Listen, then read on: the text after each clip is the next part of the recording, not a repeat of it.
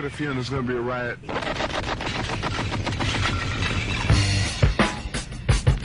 I don't read the newspapers because they all have.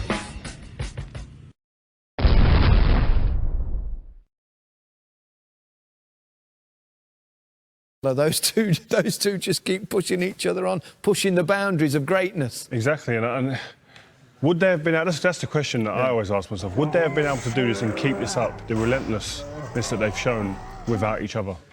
If they was out on their own, no one else around, would they continue to have done this? That's the question I ask. They probably do add to the motivation. Yeah, 100%. I think all the great sportsmen in the world have always had that someone else to feed off. And I think this is another great rivalry in football. They don't talk about it.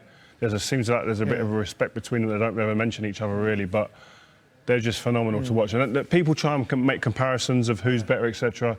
Just enjoy them, man. We're lucky They're very to be in different this time. footballers as well in many ways, and what makes one better than the other. Yeah, forget the comparisons. They're setting standards. We're taking them for granted. We're expecting goals in big games to change games. They do it week in, week out. They're out on their own. As you say, completely different, but enjoy them. And even though they give off a different persona from the outside, and we see them differently, that hunger is the same. It just looks differently from the outside. They're both pushed on. They both want to beat each other, which has created this monster in both of them. Yeah. They're different footballers. One's diminutive, one's a kind of Adonis, but they give so much to the game. Yeah, they do, and they create highlight reel after highlight reel after highlight reel, and it's just phenomenal. We talk about players that get to the top. There's many players that get there and stay there for a year or two. Yeah. These lot have been there for 10, 12 years doing it.